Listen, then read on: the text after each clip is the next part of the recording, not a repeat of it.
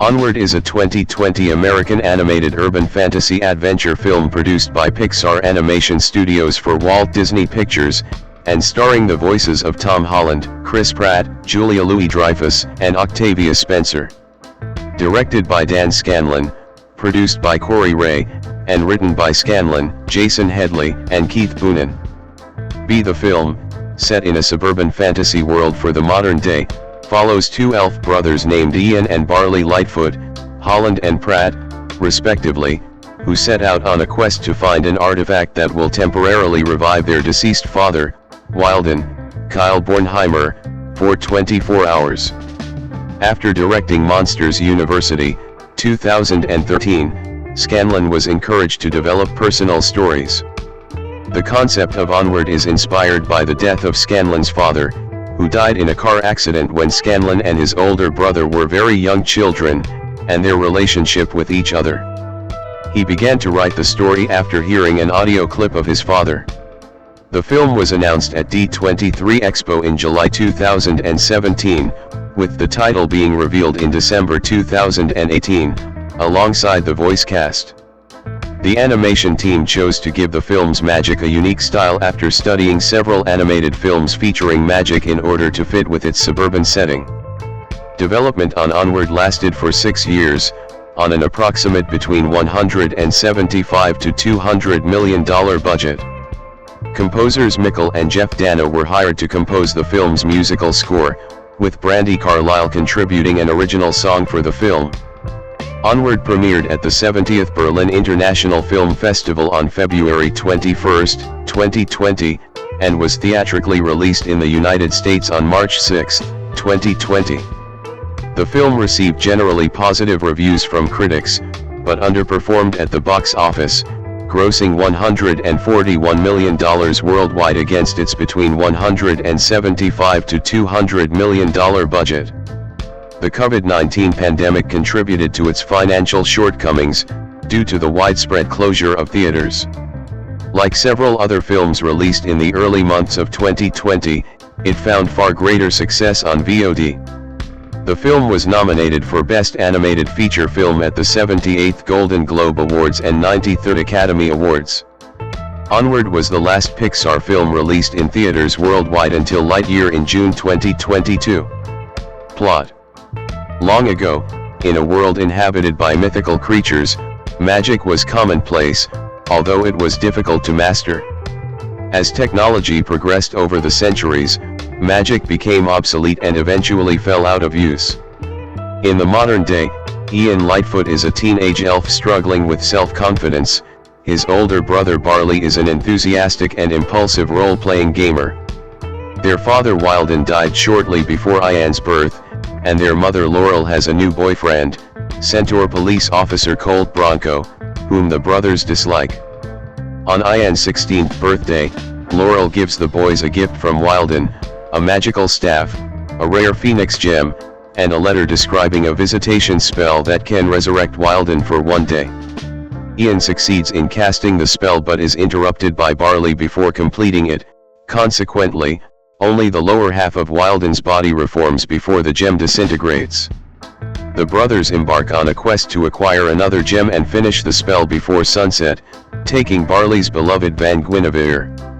Laurel discovers the boys have gone missing and sets out after them. Seeking a map to the gem, the brothers visit the Manticore's Tavern with Wilden in tow. The tavern, once a gathering place for would-be adventurers, is now a family restaurant managed by the Manticore, Corey.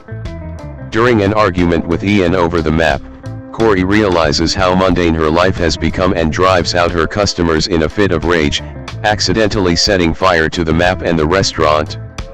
The only remaining clue to the gem's location is a children's menu suggesting Raven's Point, a nearby mountain. Soon after the boys leave, Laurel arrives and befriends Corey. Corey warns her that the brothers' journey may awaken a curse that can only be defeated by her special sword, which the women steal from a pawn shop. Ian, Barley, and Wilden travel to the mountains, narrowly escaping encounters with the police and a motorcycle gang of sprites. Officer Bronco catches up to the group and orders them to return home. Ian appears to comply but unexpectedly drives away, leading to a wild police chase. Barley sacrifices Guinevere to cause a landslide, blocking their pursuers. Raven's Point is revealed to be a series of raven statues leading down into a cave. While exploring, Barley confesses that he was too afraid to say goodbye to Wilden on his deathbed. The party make their way through the cave, evading a series of increasingly dangerous traps, and emerge on the other side, only to find themselves back in town in front of Ian's high school. Believing their quest has been in vain, Ian lashes out at Barley and calls him a screw-up before leaving with Wilden. As the sun begins to set, Ian sadly reviews his list of things he always wanted to do with his father and realizes that Barley has been a father figure to him throughout his life. Meanwhile, Barley discovers the gem inside a historic fountain and retrieves it, unknowingly triggering the curse. Pieces of the high school and other nearby objects combine to form a dragon-shaped golem, intent on retrieving the gem. Corey flies in with Laurel, who drives the magic sword into the dragon's heart, giving Ian enough time to recast the visitation spell. As Wilden's upper body regenerates, Barley volunteers to distract the dragon so Ian can meet their father. Instead, Ian sends Barley ahead, acknowledging the role his brother played in his upbringing. With help from Laurel, Ian manages to fight off the dragon and destroy it, granting Barley the opportunity to find closure with their father. After Wilden dissipates, Barley tells Ian that their father is proud of him, and the brothers share a hug. Sometime later, Ian's confidence and spellcasting abilities have improved. As the world begins to rediscover magic, Ian and Barley set off on a new quest together. Voice cast: Tom Holland as Ian Lightfoot 5'6", a teenager elf who longs for his deceased father. Chris Pratt as Barley Lightfoot 5'6", Ian's older brother, who longs for a magical quest. Julia Louis-Dreyfus as Laurel Lightfoot 5'6'7", the widowed mother of Ian and Barley. Octavia Spencer as Corey the Manticore 8'9", a manticore who is the proprietor of the Manticore's Tavern. Kyle Bornheimer as Wilden Lightfoot, Ian and Barley's late father. Ian and Barley's objective is to resurrect him for 24 hours. 10. Mel Rodriguez as Colt Bronco, a Centaur police officer and Laurel's boyfriend. 11. Lena Waithe as Spectre, a Cyclops police officer. 11-12. Ali Wong as Gore, a Fawn police officer. 11. Gray Griffin as Dewdrop, a pixie, and the leader of the Pixie Dusters biker gang. Tracy Ullman as Grecklin, a goblin pawn shop owner. 10. Wilmer Valderrama as Gaxton, an elf, and college friend of Wilden. 10. George Saris as Abel, an elf police officer. 10. John Ratzenberger as Fenwick, a Cyclops construction worker. 10. This was Ratzenberger's final role in a Pixar feature film until Inside Out 2, 2024, having voiced a character in every prior feature film. Production. Development. While directing Monsters University, 2013, Dan Scanlon was encouraged to develop personal stories. He did not talk to his brother about the film, because he wanted to keep him in the dark as these movies take so long to make. 13. In July 2017, then studio head of Pixar John Lasseter announced that a suburban fantasy world film at the D23 Expo was in development, with Scanlon directing and Corey Ray producing. 14. The film was inspired by the death of Scanlon's father, when he was just a year old and his older brother only 3, and their relationship with each other. They had seen home videos about their father, but there was no audio. Scanlon became inspired to write the story after a family member found an old cassette with his father's voice on it. He listened to it along with his brother and mother, and at the very end just 2 words from the father could be heard, "Hi and goodbye," which Scanlon described as magical. 15-16. On December 12, 2018, the title was revealed. 17. In 2019, Jason Headley and Keith Boonen were hired to rewrite the screenplay and story. According to Scanlon, Onward spent 6 years in development. 13. Casting. On December 12, 2018, Tom Holland, Chris Pratt, Julia Louis-Dreyfus and Octavia Spencer were announced as starring in the film. 18 While having recorded most of their lines separately, Holland and Pratt had some of their recording sessions together since, according to Scanlon, they've worked together before and hung out together. 19. Ray stated that Holland and Pratt improvised some of their lines while recording together.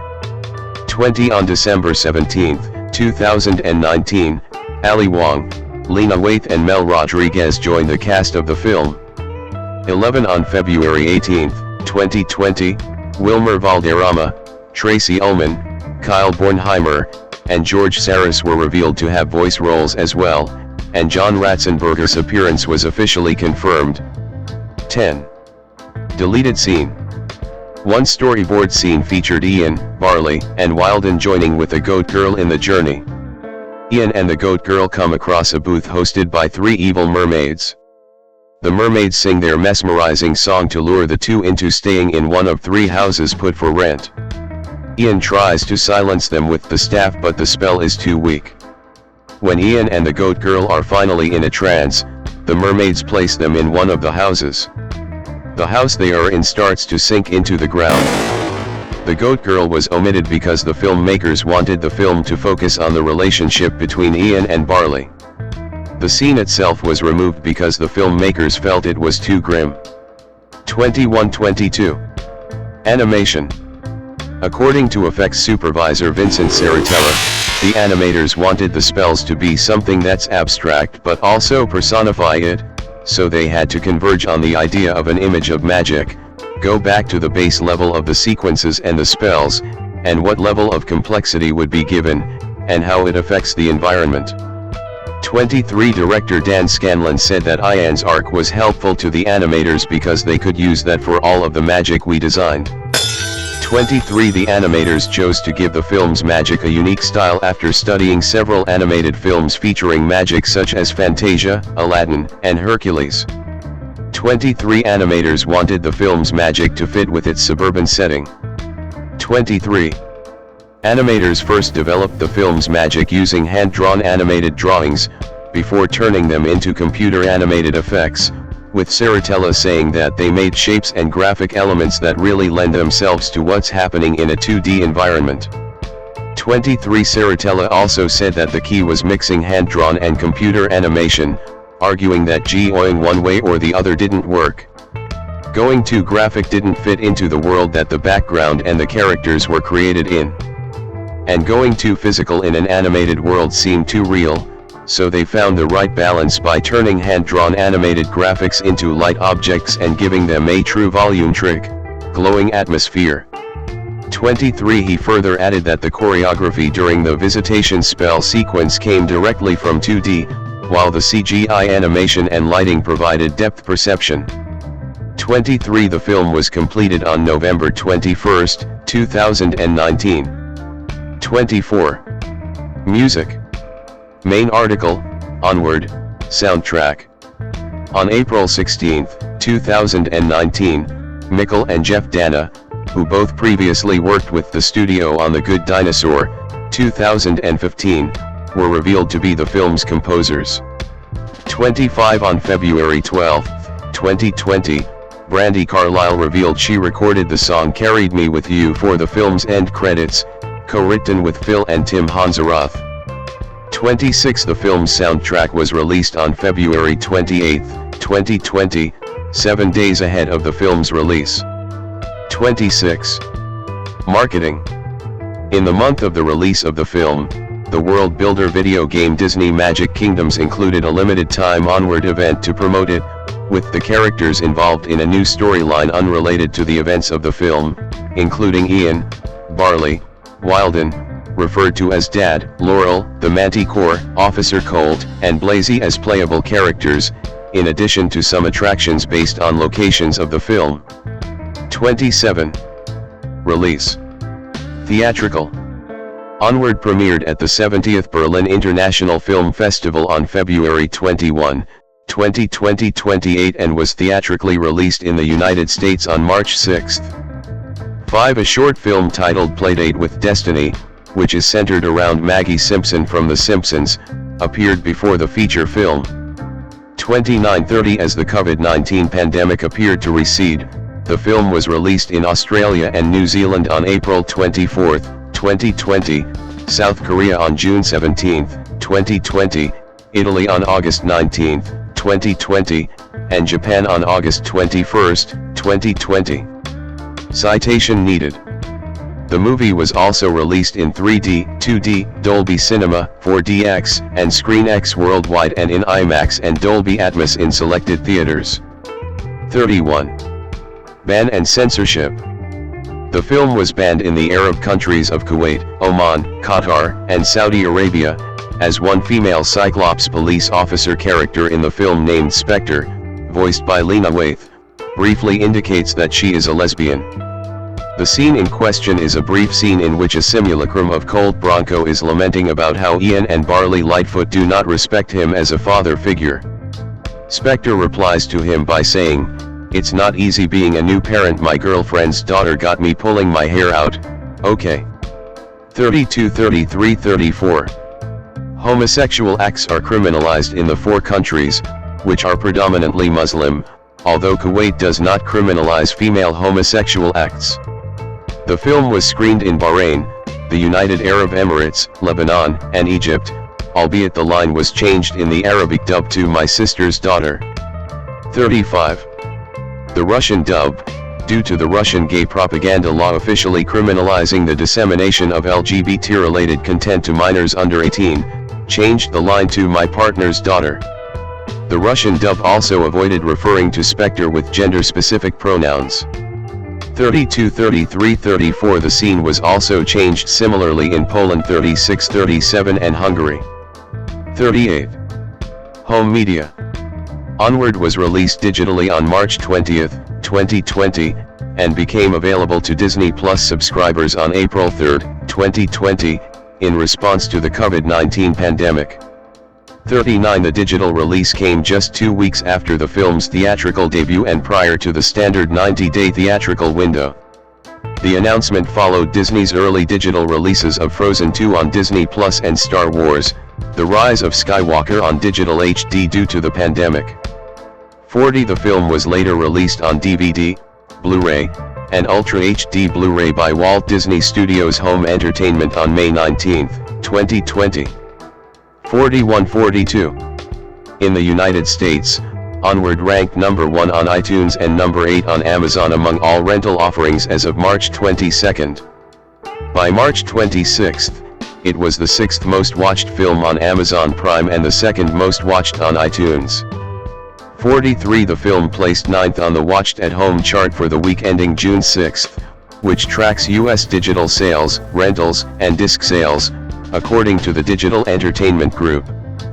44. It also ranked 3rd on the U.S. combined DVD and Blu-ray sales chart for June 2020, up from 4th place in May, following its May 19 home media release, according to the NPD Videoscan First Alert chart. 45. In the United Kingdom, Onward claimed the top spot on the official film chart for the week ending October 21. It overtook Warner Bros.' Scoob, which had been at the top for 4 consecutive weeks. 46. It maintained its position at number 1 for the week ending October 28, driven largely by strong DVD and Blu-ray disc sales, which accounted for 90% of its sales. Onward finished ahead of Frozen 2. 47.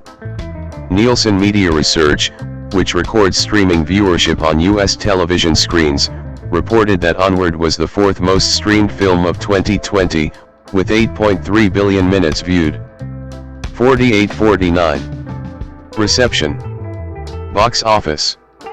Onward grossed $61.6 million in the United States and Canada, and $80.4 million in other territories, for a worldwide total of $142 million. The gross of the film was significantly affected by the COVID-19 pandemic, which first reduced movie theater attendance, then forced most to shut down within 2 weeks of the film's release. 50-51-52. In the United States and Canada, the film was released alongside The Way Back and the wide expansion of Emma, and was projected to gross $45 to $50 million from 4,200 theaters in its opening weekend. 53. The film held early advance screenings on February 29, making $650,000 from 470 theaters.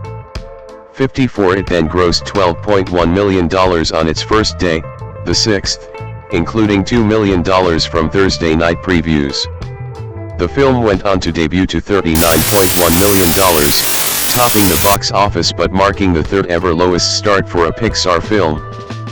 55-56. While the film remained in first in its second weekend, it dropped 73% to $10.5 million, the lowest ever second weekend for a Pixar film, and was part of the lowest grossing box office weekend since October 1998, with all films combining for just $55.3 million.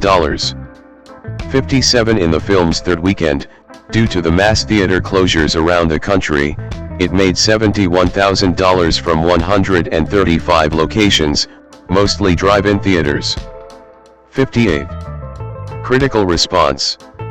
On Rotten Tomatoes, the film has an approval rating of 89% based on 348 reviews, with an average rating of 7.2/10. The website's critics' consensus reads, "It may suffer in comparison to Pixar's classics, but Onward makes effective use of the studio's formula, and stands on its own merits as a funny, heartwarming, dazzlingly animated adventure." 59. On Metacritic, the film has a weighted average score of 61 out of 100, based on 56 critics, indicating generally favorable reviews. 60 audiences polled by CinemaScore gave the film an average grade of A on an A+ to F scale, and post-track reported filmgoers gave it 4.5 out of 5 stars. 55. Peter Bradshaw of The Guardian rated the film 3 out of 5 stars, and called it a likable family comedy that finds an easy rhythm without effort, though he felt that the movie's attitude towards death is not as radically powerful as in Coco. 61. In a same-star review, Peter Travers of Rolling Stone said it's no Toy Story but the animation juggernaut's latest, about two elf brothers on a quest, is still worth your while. 62. Reviewer James Berardinelli praised the film's originality and emotional weight and called it engaging and enjoyable, adding there's something here for everyone, though concluded it is not the next Disney/Pixar classic. 63. Ben Travis of Empire gave the film 5 out of 5 stars, and wrote, "Pixar returns with a great big power chord of a movie, heart-pumping, resonant, and positively harmonious." 64. Richard Roper of the Chicago Sun-Times called Onward a step back for Pixar, giving it 2 out of 4 stars. He said, "The story fluctuates between the uninspired and the just plain weird and then gets even weirder." While he praised the animation and said that the movie begins with an intriguing premise, he concluded that it doesn't come close to fully fleshing out the possibilities. Thomas Stanley Holland, born June 1, 1996, is an English actor. He is the recipient of numerous accolades, including a BAFTA Award and 3 Saturn Awards. Holland's leading films have grossed over $9.9 billion worldwide, making him one of the highest-grossing film actors of all time. He was featured on the Forbes 30 Under 30 Europe list of 2019. Holland's career began at the age of 9 when he enrolled in a dancing class. A choreographer noticed him and arranged for him to audition for a role in Billy Elliot the Musical at London's Victoria Palace Theatre. After 2 years of training, he secured a supporting part in 2008. Later that year, he was upgraded to the title role, which he played until 2010. Holland made his film debut in the disaster drama The Impossible, 2012, as a teenage tourist trapped in a tsunami. He received critical acclaim and a nomination for the Goya Award for Best New Actor. Holland then decided to pursue acting as a full-time career, appearing in How I Live Now, 2013, and playing historical figures in the film In the Heart of the Sea, 2015, and the TV miniseries Wolf Hall, 2015. Holland achieved international recognition playing Peter Parker/Spider-Man in 6 Marvel Cinematic Universe (MCU) superhero films, beginning with Captain America: Civil War, 2016. The following year, Holland received the BAFTA Rising Star Award and became the youngest actor to play a title role in an MCU film in Spider-Man: Homecoming. Its sequels, Far From Home, 2019, and No Way Home, 2021, each grossed more than $1 billion worldwide. The latter became the highest-grossing film of the year. Holland played another action film role in Uncharted, 2022, and also expanded to play against-type roles in the crime dramas The Devil All the Time, 2020, and Cherry, 2021. Holland has additionally directed the short film Tweet, 2015, and voiced roles in animated features, including Spies in Disguise, 2019, and Onward, 2020. Early life and education. A picture of a two-story building with two freestanding masonry piers on front. The Brit School for Performing Arts and Technology in Selhurst in South London, which Holland attended. Thomas Stanley Holland was born on June 1, 1996 in Kingston upon Thames, in southwest London, to photographer Nicola, née Frost, and comedian-author Dominic Holland. 6. He has 3 younger brothers. 7. His paternal grandmother was Irish from County Tipperary of Southern Ireland and his paternal grandfather was Manx from the Isle of Man. 8, 9, 10. He lives in Kingston upon Thames, near the house of his parents and younger brothers. 11. As his parents have creative professions, he is often inspired by them. 12. He considers his father a role model who has unofficially worked as his manager due to his experience in the industry. 13, 14. Holland was educated at Donhead Preparatory School, an all-male Catholic preparatory school in Wimbledon, in the Merton Borough of southwest London. 15. When he was 7, he was diagnosed with dyslexia. His parents sent him and his brothers, to avoid making them feel neglected, to a private school so he could get the necessary attention. Although Holland liked the new school, this started to drain his family's finances. 16, 17. Holland attended Wimbledon College, a voluntary-aided Jesuit comprehensive school. 18. Followed by the Brit School for Performing Arts and Technology in the Selhurst area of Croydon. 19. Growing up, Holland considered several career choices. As a child, he was a fan of Janet Jackson's songs, and often danced to them. His mother signed him up for a dancing class advertised in the private school Holland was visiting at the time. 16, 17. In his teens, Holland briefly attended carpentry school in Cardiff, Wales. 20. He also considered becoming a primary school teacher, as he enjoys being around children. 14. Career. 2006 to 2015, early stage work and film debut. 3 young boys are performing cheerfully. Holland, center, performing at the 5th anniversary of Billy Elliot the Musical at the Victoria Palace Theatre in 2010. At age 9, Holland began dancing at a hip-hop class at Nifty Feet Dance School in Wimbledon, where he performed with his school group at the 2006 Richmond Dance Festival. There, he was spotted by choreographer Lynn Page, an associate to Peter Darling, choreographer of Billy Elliot the Musical.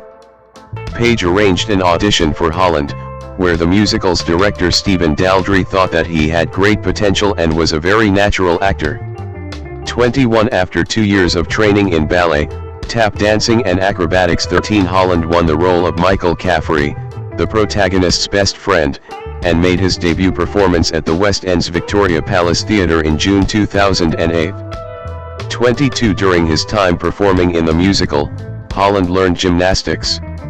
23. Holland says when his peers at school found out about his dancing activities, they started bullying him. 17. Later in 2008, Holland and co-star Tanner Plugger were promoted to the lead role in the musical. 24. On his first day playing Elliot, Holland developed tonsillitis but performed on stage anyway to positive reviews.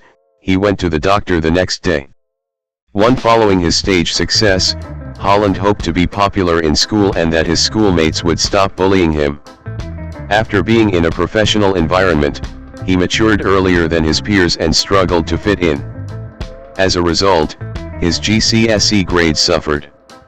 17 After his work on Billy Elliot the musical finished in 2010, 25 Holland voiced a role in the British dub of the Japanese animated fantasy film Variety, 2011, 26 and sent an audition tape to one Antonio Bayona for a part in The Impossible, 2012. Bayona then arranged a meeting, and had Holland write a letter to his mother and recite it as an audition. Impressed with his emotional delivery, Bayona cast Holland in the film. 27. In The Impossible, Holland played a teenager trapped with his family in the 2004 Indian Ocean earthquake and tsunami. Transitioning from stage to screen was initially hard for Holland due to the shift from live audience to camera. 28 He and co-star Naomi Watts filmed physically and psychologically taxing scenes in a 35,000-gallon water tank. 29 Working with Watts made Holland realize that he wanted to pursue an acting career permanently. 30 The Impossible premiered at the Toronto International Film Festival in September to critical and commercial success. 31 Earning $180.3 million against a budget of $45 million.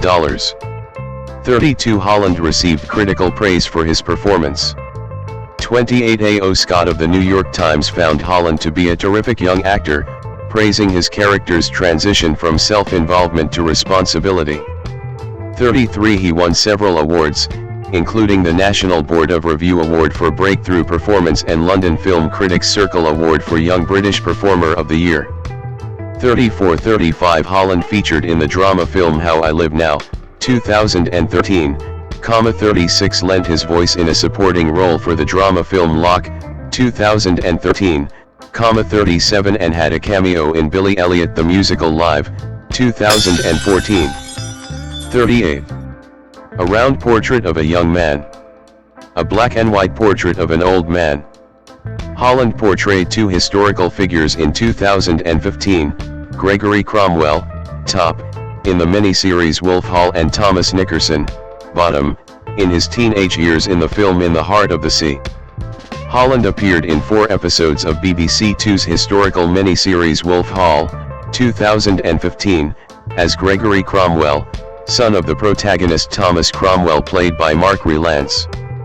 39 He directed Tweet, 2015, a 3-minute short film about a young man building a birdhouse with his grandfather. 27 Holland later expressed an interest in directing feature films in his 40s.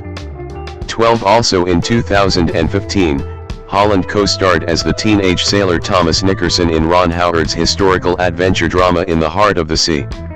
The film is based on the namesake 2000 non-fiction book about the sinking of the American whaling ship Essex in 1820. In preparation, he and co-stars, including Chris Hemsworth, lost significant weight, consuming 500 to 1,000 calories a day. Holland performed most of his stunts in the film. 40 In the Heart of the Sea received mixed reviews from critics, and grossed $93 million against a $100 million budget. 41-42 Brian Truitt of the USA Today wrote that Holland does a good job. 43. 2015 to 2017, Breakthrough as Spider-Man. In June 2015, Holland signed a 6-picture deal with Marvel Studios to play a teenage Peter Parker / Spider-Man. 44 Growing up, Holland was a fan of Spider-Man. He owned 30 costumes and bed sheet covers of the character. 13 He auditioned against 1,500 teenagers worldwide, including English actors Charlie Rowe and Asa Butterfield. 45-46 While producers Kevin Feige and Amy Pascal were impressed with his performances in The Impossible, Wolf Hall, and In the Heart of the Sea, 44 directors the Russo brothers cited Holland's dancing and gymnastics background as the reasons to cast him. 47 Stan Lee, Spider-Man's creator, said Holland was the exact age and height when he envisioned the character.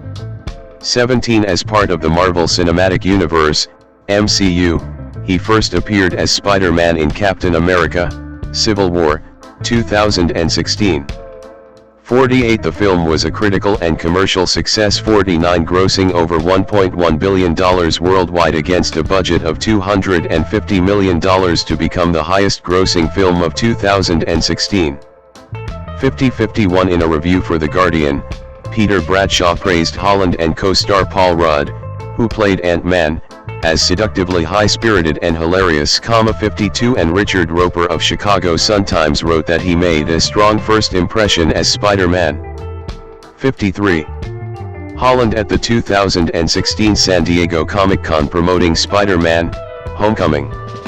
In 2016, Holland co-starred with Joel Kinnaman and Percy Hines-White in the psychological thriller Edge of Winter. It was the first film he did without his parents' knowledge. 54 Frank Scheck of The Hollywood Reporter found Holland and White excellent, describing their terrified reaction as more emotionally wrenching than the tired thriller genre conventions to which the film ultimately succumbs. 55 At the 70th British Academy Film Awards in 2017, Holland won the Rising Star Award. 56 Holland's first work that year was alongside Charlie Hunnam in James Gray's drama The Lost City of Z, which was released to positive reviews. 57 On his last day of filming, he broke his nose after a failed backflip attempt. 58 Holland played the son of Percy Fawcett, Hunnam, an explorer who makes several attempts to find a supposed lost ancient city in the Amazon rainforest. Neil Sowens of the Times of India praised Holland for making the film emotional towards the end, and Rex Reed of the New York Observer found him remarkably strong and self-assured. 59-60 Later in 2017, Holland played Samuel Insel in Alfonso Gomez Rejon's The Current War, which received negative reviews and was a box office failure. 61-62 Clarice Luffrey of The Independent found Holland's role insubstantial. 63. Holland's second film in 2017 was his solo feature as the title character in Spider-Man: Homecoming.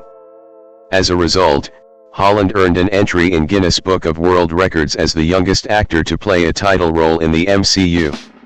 64 Though Holland took some inspiration from previous Spider-Man actors Tobey Maguire and Andrew Garfield, he wanted to add some newness in his reinterpretation of the character.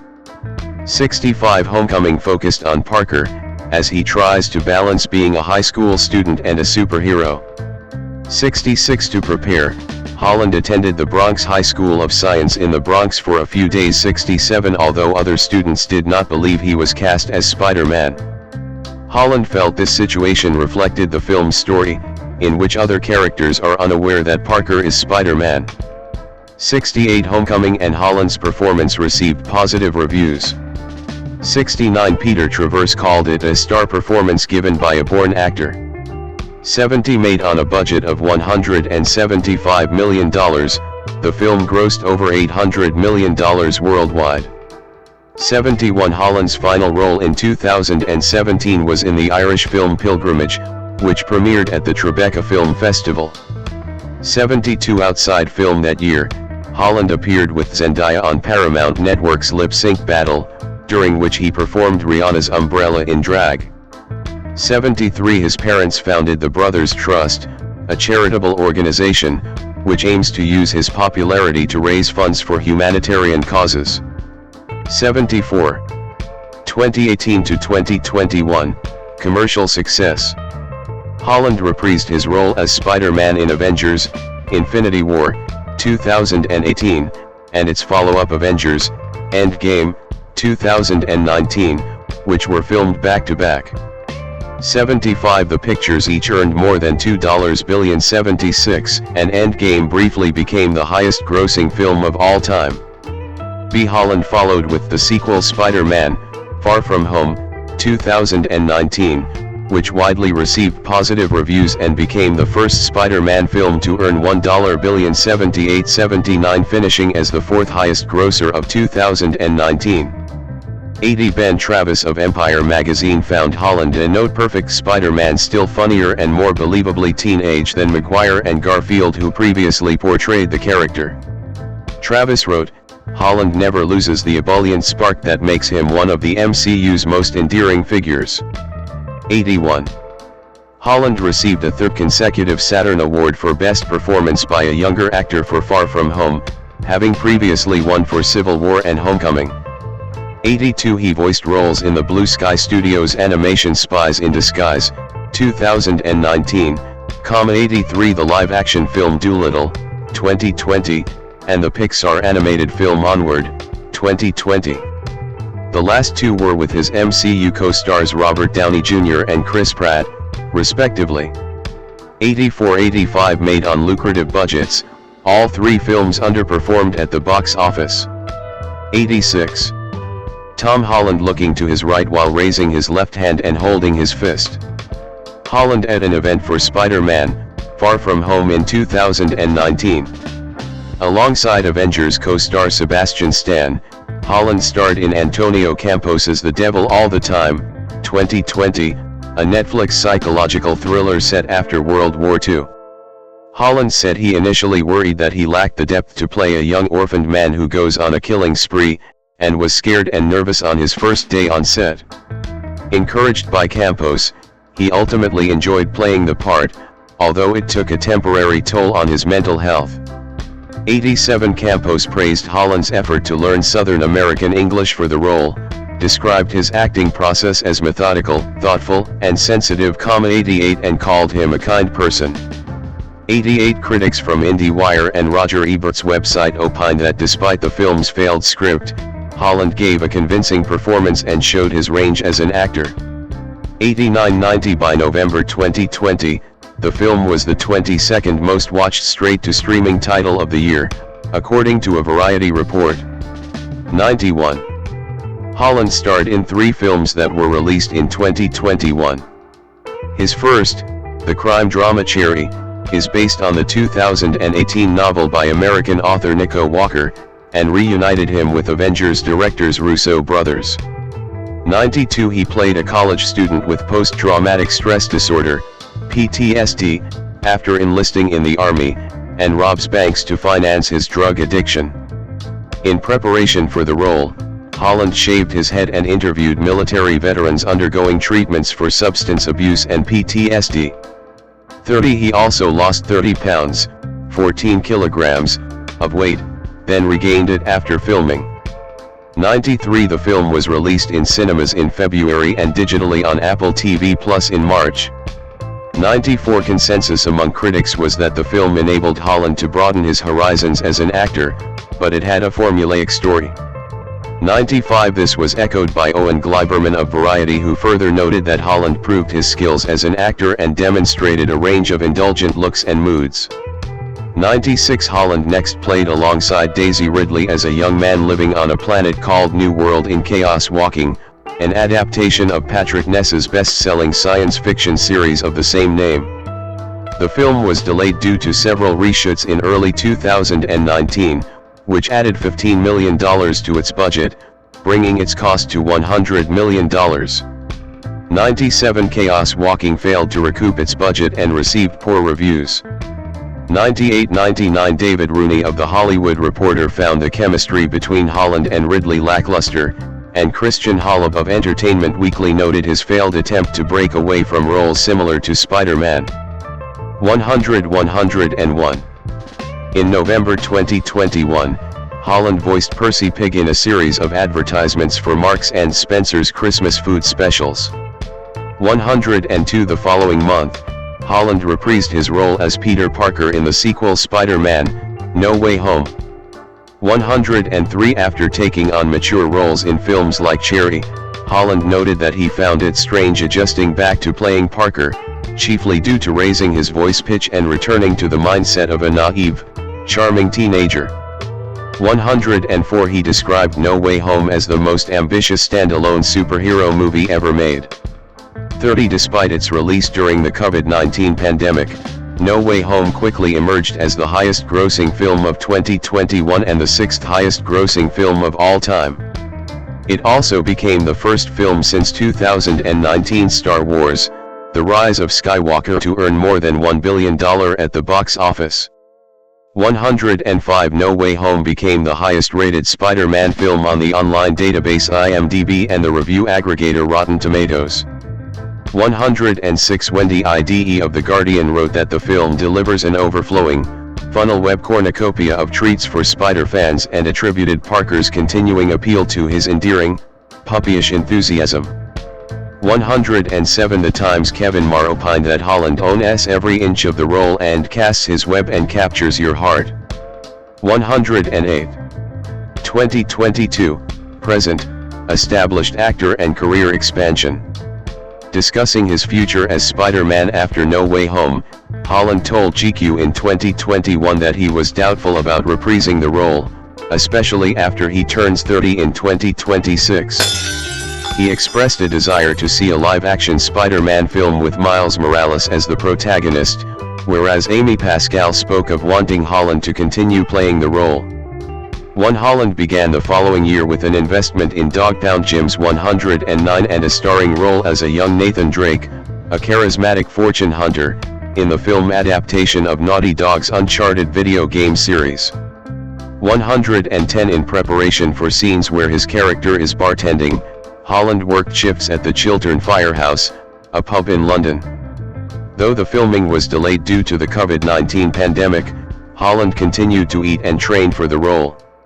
While Uncharted polarist critics, Rebecca Rubin of Variety wrote that Holland's star power likely contributed to its box office success. 111 In a mixed review for his performance, Brian Tallarico of Roger Ebert's website labeled him miscast, writing that Holland has the agility but quite simply lacks the weight and world weariness needed for the role. 113. Holland next executive produced and starred in the Apple TV Plus miniseries The Crowded Room, 2023, inspired by the 1981 nonfiction novel The Minds of Billy Milligan, in which he played a character based on Billy Milligan. 114 It was met with negative reviews. 115 San Francisco Chronicle's Bob Strauss dismissed it as another one of Tom Holland's serious projects that's hard to take seriously. 116 Nevertheless, he earned a nomination for the Critics' Choice Television Award for Best Actor in a Movie/Miniseries. 117 Holland said that the role proved to be too emotionally taxing for him, and that he would take a year off work to recover. 118 He made a return to the stage as Romeo in Jamie Lloyd's West End revival of Romeo and Juliet, which ran for 12 weeks from May 2024. 119 Critics had mixed opinions on the play and Holland's performance. 120 In 2024, Holland created his own production company, named Billy 17, and landed a deal with Sony Pictures. 121 Among his upcoming films, he will star in Christopher Nolan's film The Odyssey, an adaptation of the epic poem The Odyssey, written by Homer. 122 123 124 In 2025, Holland called the film the best experience of his career up to that point. He stated, "I couldn't have asked for a better job. And I'm so proud of the work I've done. I came to work every day with a real sense of purpose and a point to prove, and I'm so grateful for Chris to have given me that opportunity." 125 Holland will then star in the fourth Spider-Man film, Spider-Man: Brand New Day. 126 In September 2025, Holland was briefly hospitalized after sustaining a concussion while filming Spider-Man: Brand New Day, leading to a temporary pause in production. 127 Public image. Tom Holland is looking directly towards the camera. Holland in an interview with MTV in 2018. Nadia Kamamai of The Guardian said that Holland's cheeky British charm, vulnerability, and wit has made him the object of infatuation on the internet.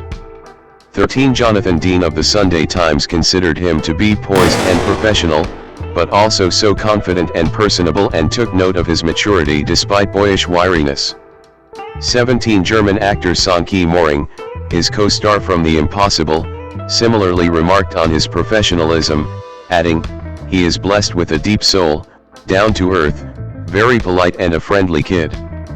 13 Kevin MacDonald, who directed Holland in How I Live Now, praised him as confident, articulate, and enthusiastic, and attributed Holland's success to his positive energy.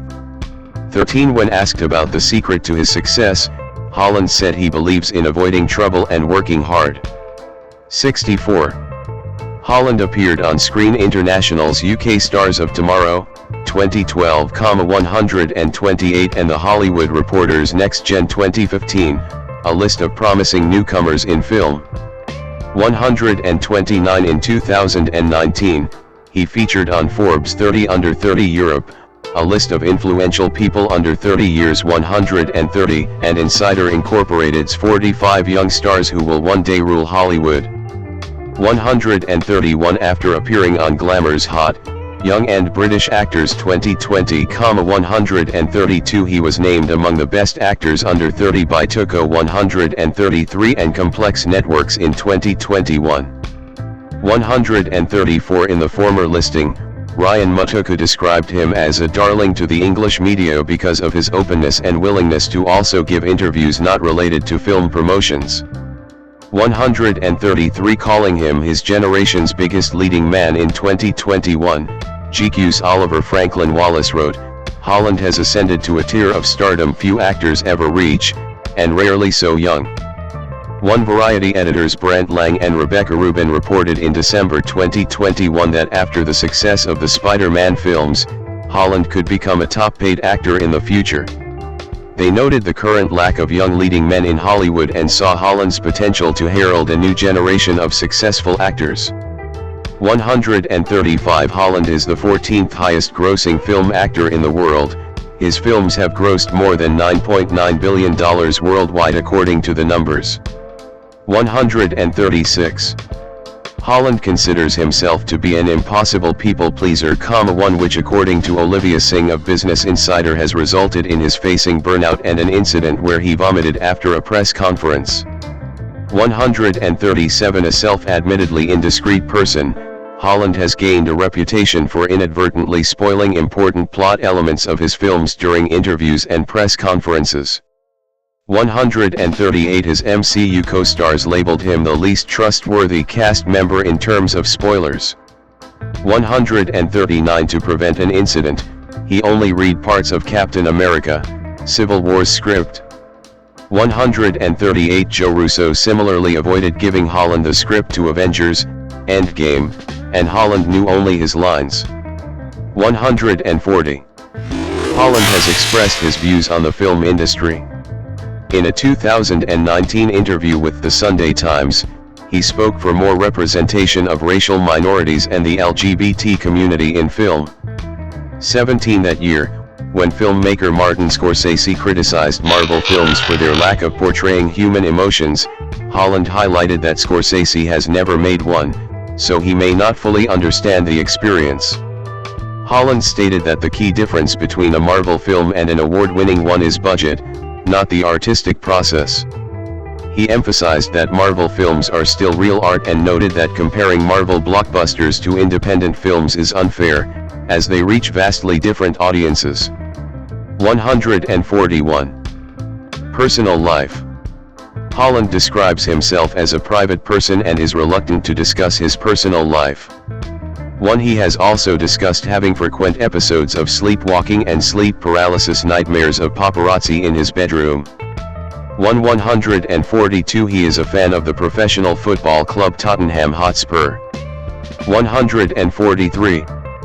He had been in a relationship with his Spider-Man co-star, Zendaya, for some time before publicly acknowledging it in November 2021. He later discussed that he felt that the consistent media attention it received breached their privacy. 1. The couple moved into a £3 million home in London together in 2023. 144. They became engaged in December 2024. 145. 146. After feeling dependent on alcohol in social situations, he has been a teetotaler since participating in Dry January in 2022. 147. In October 2024, Holland launched Barrow, a low-alcohol beer brand. 148. 149. 150. Holland stated in a 2025 interview that he has attention deficit hyperactivity disorder. Christopher Michael Pratt, born June 21, 1979, is an American actor and film producer. His films as a leading actor have grossed over $14.1 billion worldwide, making him one of the highest-grossing film stars of all time. Pratt was one of the world's highest-paid actors annually from 2015 to 2017. Through starring in blockbuster franchises and big-budget films, he has established himself as one of Hollywood's most bankable stars. Born in the city of Virginia, Minnesota, Pratt began his film career with minor roles before securing a starring role in the drama series Everwood, 2002 to 2006.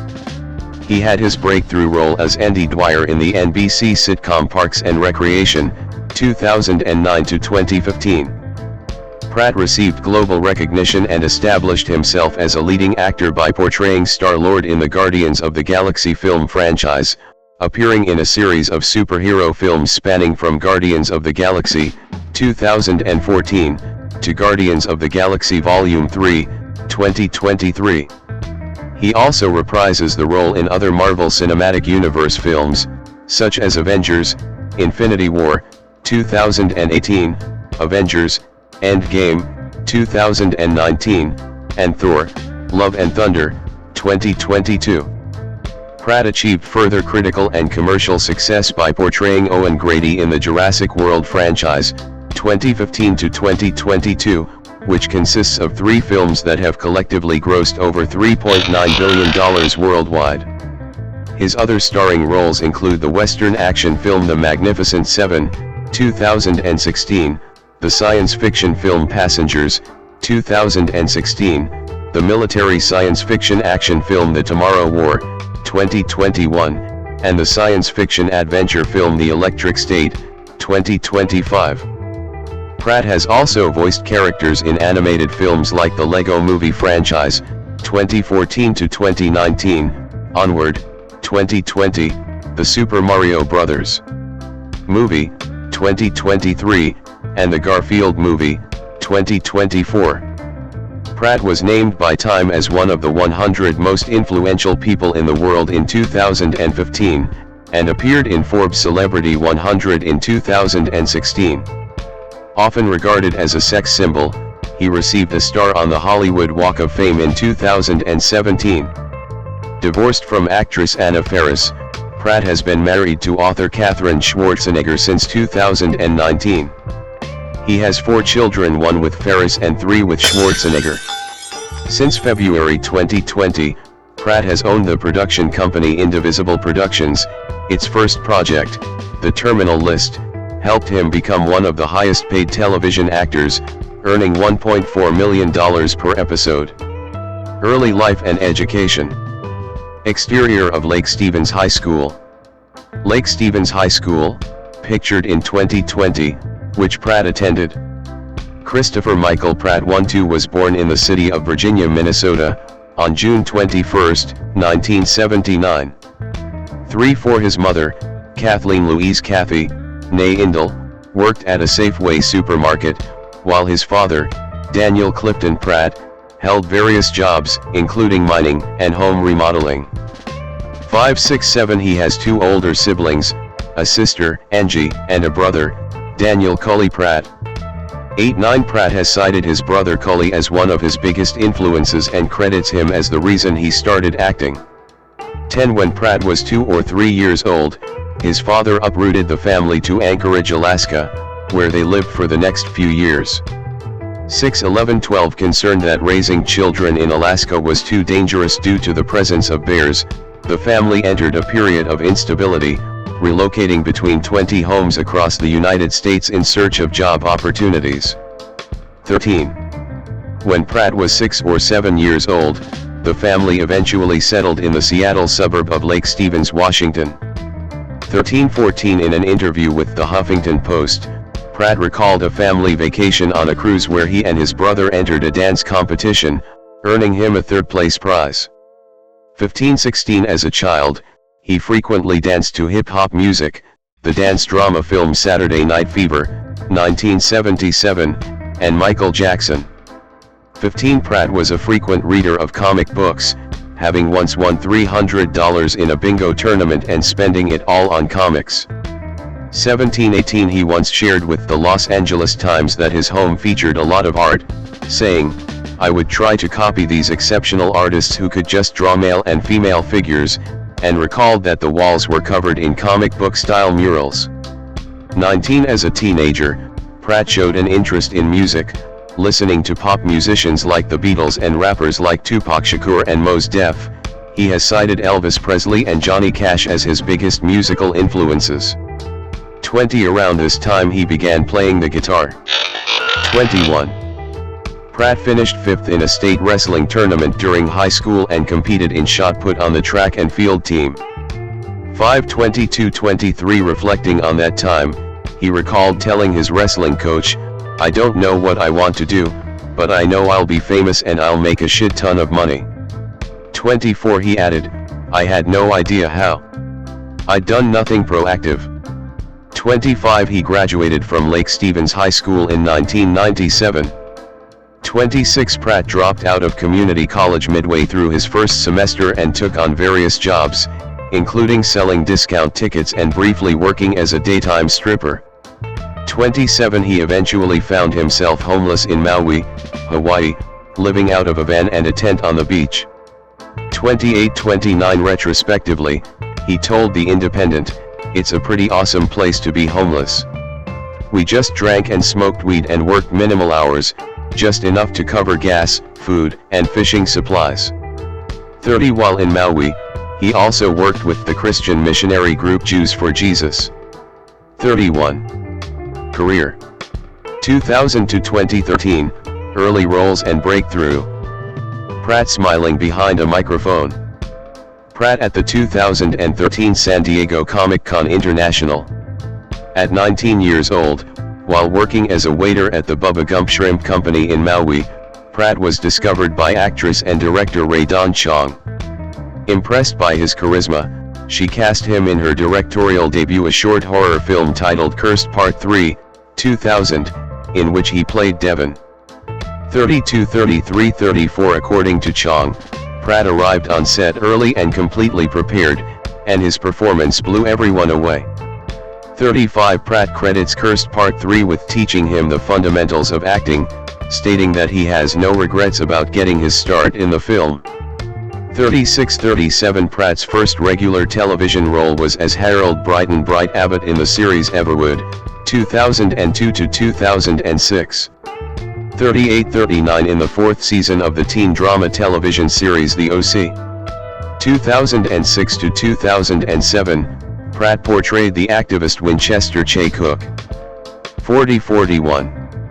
Pratt then portrayed Barry Wesley's, James McAvoy, co-worker and unfaithful best friend in the action thriller film Wanted, 2008, and played Bobby in the comedy Wieners, 2008. 42-43 He played the fiancé of Emma, Anne Hathaway, in the romantic comedy Bride Wars, 2009, 39-44 The officer Roman Duda in the horror comedy Jennifer's Body, 2009, 45-46 and the leading man role of Lester Watts in the romantic comedy Deep in the Valley, 2009. 47-48 The latter marked his first leading role in a comedy film. 49 In 2009, Pratt began portraying Andy Dwyer on the NBC comedy series Parks and Recreation, a role he played until 2015. 50-51 The role was initially intended as temporary, but Pratt's performance impressed the producers so much that they made him a series regular. 52-53 The role ultimately became his breakthrough. 3. Pratt played Oakland Athletics first baseman and catcher Scott Hatteberg in the biographical sports drama film Moneyball, 2011. 54-55 Initially, he was told he was too overweight for the role, which he credited to the cooking of his then-girlfriend, actress Anna Faris. 56-57 Determined to land the part, Pratt committed to a strict workout routine while keeping tabs on the casting process, eventually shedding 30 pounds, 14 kilograms, within 3 months. 58 Once he felt physically ready, he sent a photo to the casting director and secured the role. 5 In Moneyball, he took on a dramatic role as a downcast baseball player and devoted father, grappling with the fear that his career was over while facing the challenging transition to a new defensive position. 559 He regained the weight he had previously lost for his role in the high school reunion comedy 10 Years, 2011, then shed it once more to portray a Navy SEAL in Zero Dark 30, 2012. 5. In 2012, Pratt starred in Nicholas Stoller's romantic comedy The 5-Year Engagement. 60 The film received mixed reviews. 61 Critic David Adelstein from Vulture stated that he had enough sweetness to compensate for his character's adolescent japs. 62 He later played the minor roles of Brett and Paul in the 2013 films Delivery Man and Her, respectively. 63-64. 2014 to 2018, worldwide recognition and blockbuster films. Pratt sternly looking to his right. Pratt at the 2016 San Diego Comic-Con International. After previously being known primarily for supporting roles, in 2014, Pratt took on leading roles in 2 major studio films. 5 In June 2012, he was cast as Emmett Burkowski in the animated adventure comedy The Lego Movie, 2014. He portrayed a construction worker who must stop a tyrannical businessman from gluing the Lego universe into his own rigid vision of perfection. 65, 66, 67 The film was both a critical and commercial success, receiving predominantly positive reviews on Rotten Tomatoes and earning $470.7 million at the global box office. 68, 69. His other major role in 2014 was portraying Peter Quill, also known as Star-Lord, a spacefaring mercenary who was abducted from Earth as a child and raised by a group of alien thieves and smugglers called the Ravagers in Marvel Studios' Guardians of the Galaxy. 70, 71, 72 Pratt initially declined the role of Star-Lord, expressing concern about experiencing another Captain Kirk or Avatar moment, referencing previous humbling audition experiences for those roles. 573 However, casting director Sarah Finn recommended him to director James Gunn, who had been struggling to cast the part and initially dismissed the idea. Finn arranged a meeting between the two, during which Gunn became convinced that Pratt was the ideal choice for the role. 74-75 Guardians of the Galaxy ranked as the 3rd highest grossing film of 2014, with a total revenue of $773.3 million. 76-77 The role was included in a multi-film contract that Pratt signed with Marvel Studios.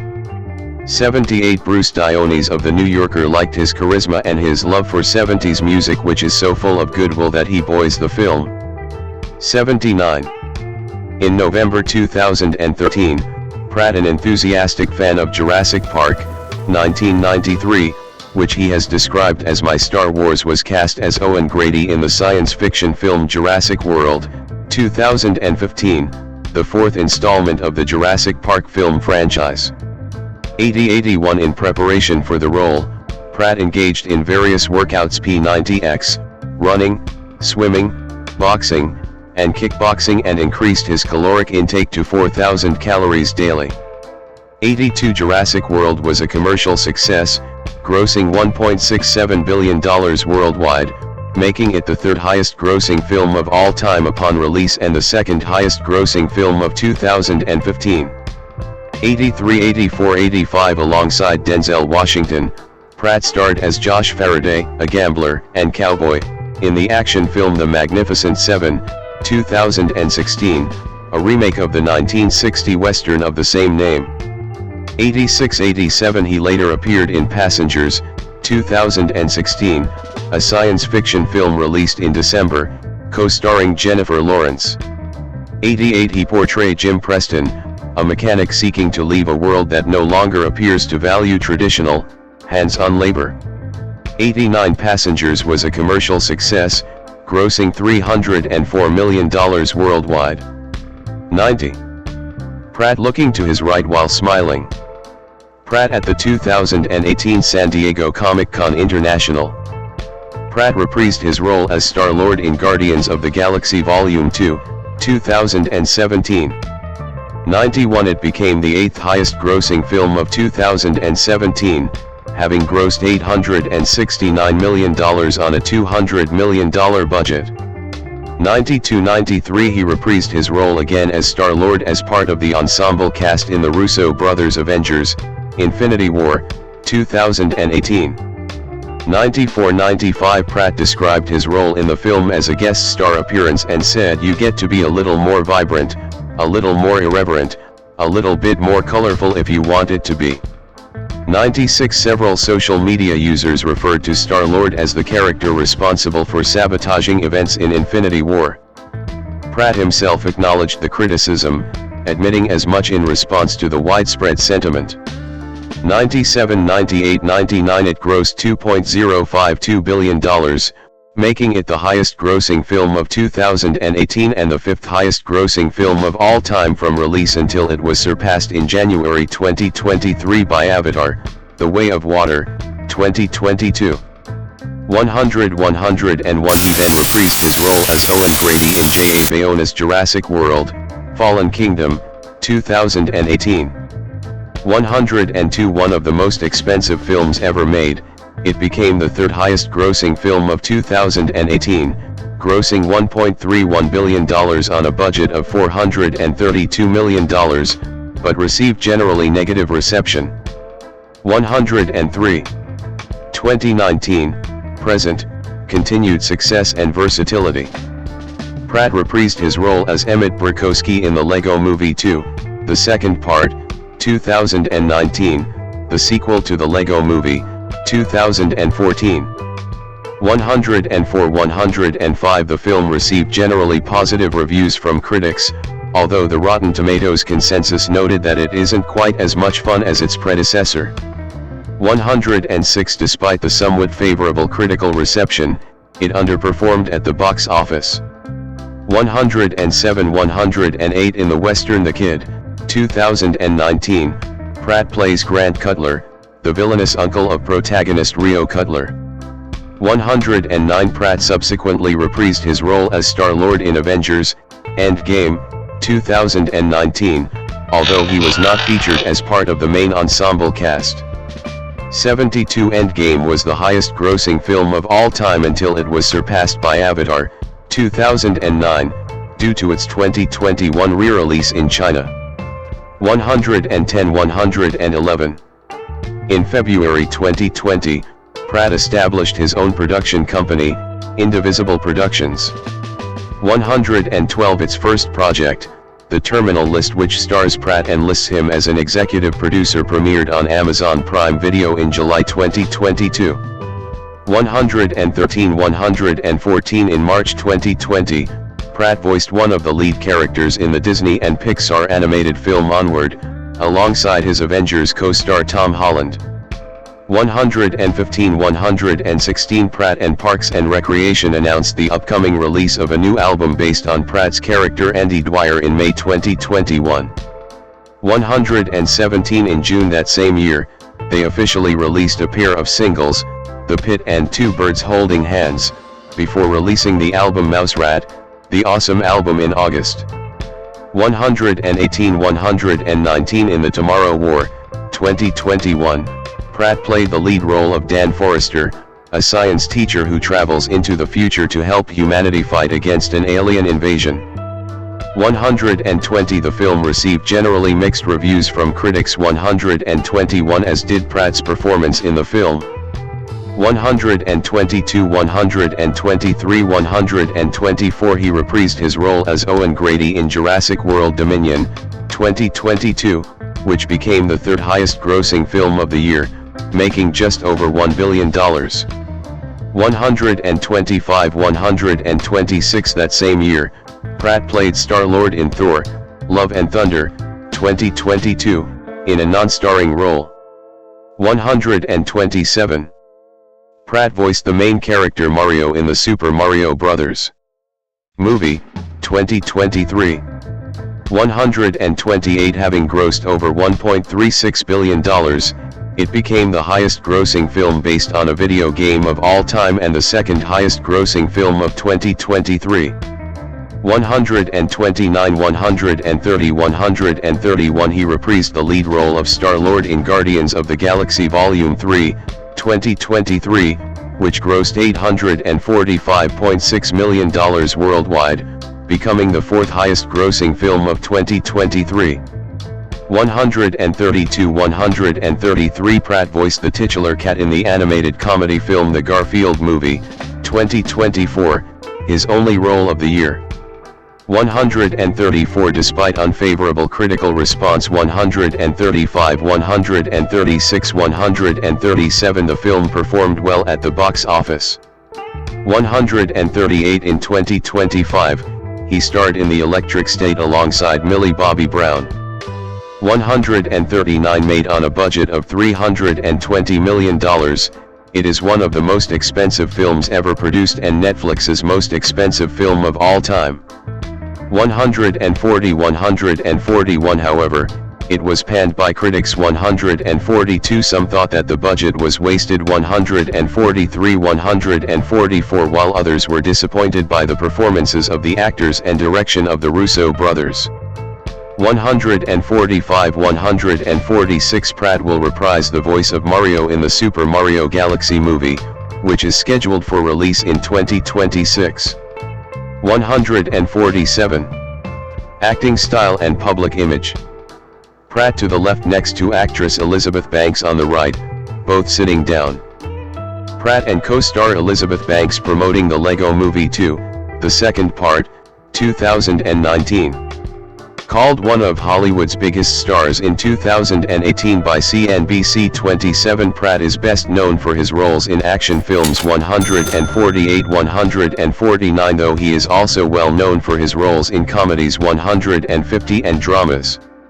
151 An A-list actor. 152-153 He has become one of the world's most bankable stars. 154-155 Through playing in big-budget, commercially successful films, often portraying charming and adventurous characters.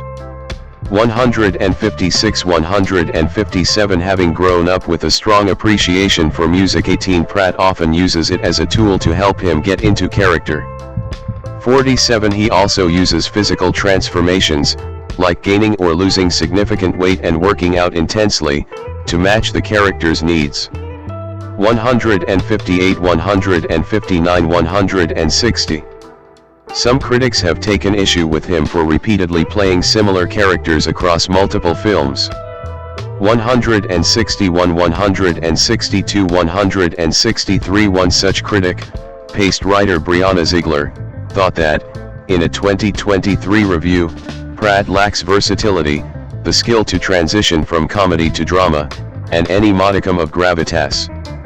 164 In 2017, Amy Nicholson of Slate dubbed him America's new sweetheart, criticizing his safe screen presence that lacked the depth and complexity necessary for his cinematic roles. 165 Other critics have thought otherwise. Screen Rant's Ben Gibbons praised Pratt for demonstrating his acting range across a variety of roles, from action heroes to lovable goofballs, noting that he consistently stands out and resonates with audiences. 166 The Guardian critic Alex Godfrey thought that with his mixture of brawn and earthy charm, Pratt is increasingly coming to resemble a more contemporary Hollywood star, Harrison Ford. 167. Since around the time he began portraying Star-Lord, Pratt has often been labeled as a sex symbol by the media. 168, 169, 170 People magazine placed him at number 2 on its list of the sexiest men alive in 2014. 171, 172 In 2017, Variety's Janelle Riley described Pratt as one of the nicest guys in the business, a reputation the actor attributes to having good parents that raised me right. 173 However, the media began referring to him as the worst Chris around 2020, a label that emerged online as he was deemed the least likable among the group of Hollywood actors commonly known as the Hollywood Chris's: Evans, Hemsworth, Pine, and himself. 174, 175 Pratt himself linked the backlash to his Generation Award acceptance speech at the 2018 MTV Movie and TV Awards, in which he stated, "God is real. God loves you. God wants the best for you. 175 TV guide writer Caitlin Thomas described his public persona as a combination of his on-screen charisma and a degree of candor, which at times can be seen as controversial or problematic. 176. In 2015, Pratt appeared in the Time 100, a compilation of the 100 most influential people in the world, as selected annually by Time magazine. 177. 178. That same year, Forbes ranked him as the 33rd highest paid actor globally, with earnings of $13 million. 179. In 2016, he appeared in the Celebrity 100 list, a compilation of the 100 most powerful public figures in the world, as selected annually by Forbes. 180. Also in 2016, the magazine again listed him as the 16th highest paid actor in the world, with earnings of $26 million. 181. In 2017, Pratt was ranked the 19th highest paid actor, with earnings of $17 million. 182. According to the numbers, as of April 2025, his films as a leading actor have grossed over $14.1 billion worldwide, making him the 5th highest grossing box office film star and 3rd highest grossing male actor of all time. 183. Including all roles, leading performances, cameos, and voice acting, his films have grossed a total of $15.8 billion worldwide. 183. Personal life. Chris Pratt in a dark gray suit standing next to Anna Faris, who is wearing a black dress.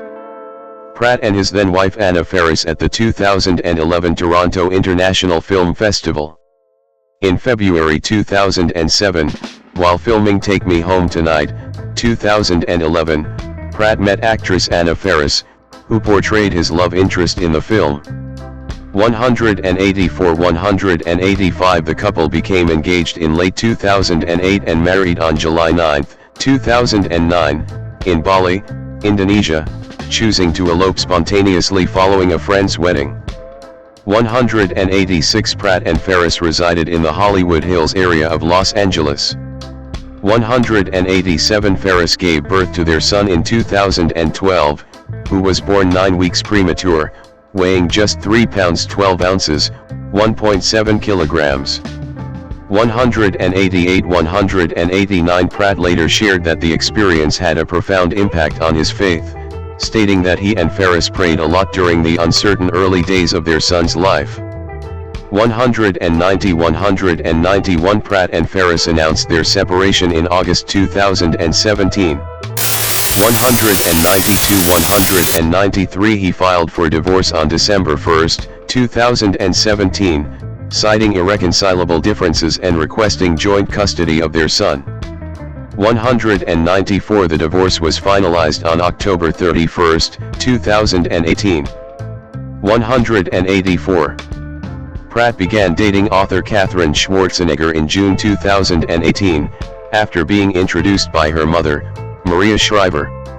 195. 196. On January 14, 2019, Pratt announced their engagement. 197. 198. And the couple married on June 8, 2019, in Montecito, California.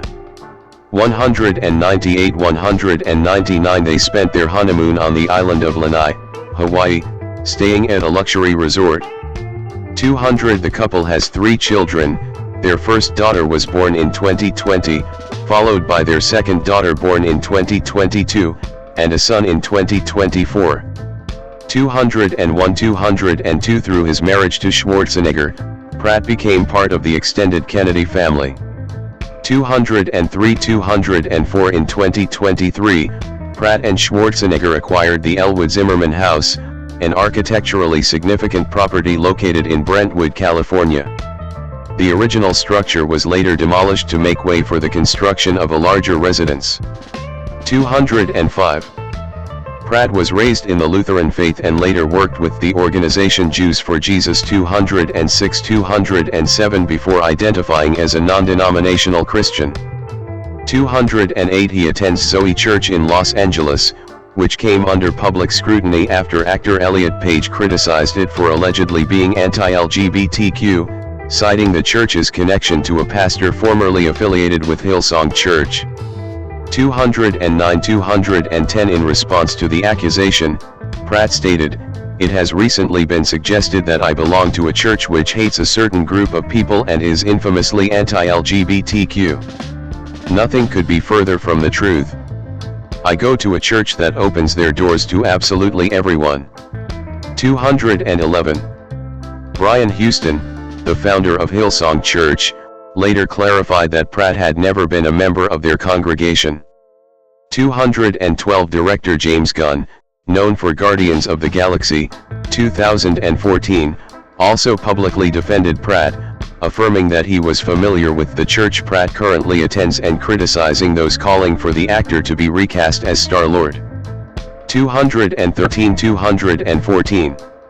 In 2017, Pratt stated that he does not align himself with either side of the political spectrum and expressed a desire to promote unity through finding common ground. 215. In 2020, he and his wife, Catherine, became global ambassadors for the Special Olympics. 216. In 2024, Pratt wrote an op-ed on Maria Shriver's website, Sunday Paper, regarding the 2024 United States presidential election. In it, he emphasized unity over political allegiance and avoided endorsing either Kamala Harris or Donald Trump. 217. Philanthropy. In 2015, Pratt and Ferris donated $1 million to a charity that provided eyeglasses to underprivileged children. The donation was allegedly inspired by Pratt's son, who was born premature and visually impaired. They also donated to the neonatal intensive care unit of the Cedars-Sinai Medical Center in Los Angeles and supported March of Dimes, which works to end premature births, birth defects, and infant mortality. 218. That year, he and Chris Evans visited patients in the Seattle Children's Hospital after the two made a bet that eventually raised donations for the hospital as well as Christopher's Haven. 219. In December 2016, Pratt donated $500,000 to a teen center in his hometown of Lake Stevens, which was named in memory of his father. 220-221. In February 2021, Pratt donated $20,000 to fight hunger in South Carolina. The donation was part of a fundraiser by Pratt and an organization to raise $650,000 to fight food insecurity amidst the COVID-19 pandemic in the United States. Pratt also helped create the charity Feed Thy Neighbor, to which he donated $100,000. 222-223. Also in February 2021, he donated $10,000 to the Edmonds Food Bank as part of his organization and donated to the Edmonds Chamber of Commerce and Edmonds Waterfront Center in Washington State. 224. Acting credits and awards. Main article, List of roles and awards of Chris Pratt. According to review aggregation website Rotten Tomatoes, Pratt's most acclaimed films include Moneyball, 2011, Zero Dark 30, 2012, Her, 2013, The Lego Movie, 2014, Guardians of the Galaxy, 2014, Onward, 2020, and the Guardians of the Galaxy Holiday Special, 2022. 225. His accolades include a Saturn Award, an MTV Movie Award, and an MTV Movie and TV Award. Julia Scarlett Elizabeth Louis Dreyfus, /Louis Draft /Louis E. Dreyfus, born January 13, 1961, is an American actress, comedian, and producer. She has gained acclaim for starring in a string of successful comedy series as well as several comedy films. She has received numerous accolades including 11 Primetime Emmy Awards, a Golden Globe Award, and 9 Screen Actors Guild Awards. Louis Dreyfus was born in New York City, the daughter of French billionaire Gérard Louis Dreyfus, and entered comedy as a performer with the Practical Theater Company in Chicago. She was a cast member on the sketch comedy series Saturday Night Live from 1982 to 1985. Her breakthrough came from 1990 to 1998 playing Elaine Benes on the NBC sitcom Seinfeld, which became one of the most critically and commercially successful sitcoms in television history. She earned acclaim for her roles as Christine Campbell on The New Adventures of Old Christine, 2006 to 2010, and Selena Meyer on Veep, 2012 to 2019. She has also guest starred on shows such as Arrested Development, Curb Your Enthusiasm, and 30 Rock. On film, Louis Dreyfus has had leading film roles in the independent dramedies Enough Said, 2013, Downhill, 2020, You Hurt My Feelings, 2023, and Tuesday, 2023, with supporting film roles in comedy films such as Hannah and Her Sisters, 1986, National Lampoon's Christmas Vacation, 1989, Deconstructing Harry, 1997, and You People, 2023. Her voice acting work includes roles in the Disney animated films A Bug's Life, 1998, Planes, 2013, and Onward, 2020. Since 2021, she has played Valentina Allegra de Fontaine in the Marvel Cinematic Universe. She is one of the most award-winning actors in American television history. She received a star on the Hollywood Walk of Fame in 2010 and was inducted into the Television Academy Hall of Fame in 2014. She was named as one of Time magazine's 100 most influential people in the world in 2016. She also received the Mark Twain Prize for American Humor in 2018 and the National Medal of Arts in 2021. 3-4. Early life and education. Julia Scarlett Elizabeth Louis Dreyfus V was born in New York City on January 13, 1961. 6. Her mother, Judith, née Lefevre, is an American writer and special needs educator. 5. Her father, Gerard Louis Dreyfus, 1932 to 2016, was a French billionaire who served as chairman of the Louis Dreyfus Company. Her paternal grandfather, Pierre Louis Dreyfus, 1908 to 2011, was president of the Louis Dreyfus Group commodities and shipping conglomerate. 7. He came from a family of Alsatian Jews. 8. 9. And served as a cavalry officer and member of the French resistance during World War II. 10. Louis Dreyfus is the great-great-granddaughter of French businessman Léopold Louis Dreyfus, 1833 to 1915, founder of the Louis Dreyfus Group, which members of her family still control. 11. She is the fifth cousin 4 times removed of Alfred Dreyfus, 1859 to 1935, of the infamous Dreyfus Affair. 12. 13. 14. Robert Louis Dreyfus, 1946 to 2009, her father's second cousin, was the CEO of Adidas and owner of the soccer team Olympique de Marseille. 15. Julia's paternal grandmother was the daughter of a Brazilian Jewish father, whose family was Dutch, English, and Polish. 16. In 1962, a year after her birth, Louis Dreyfus' parents divorced.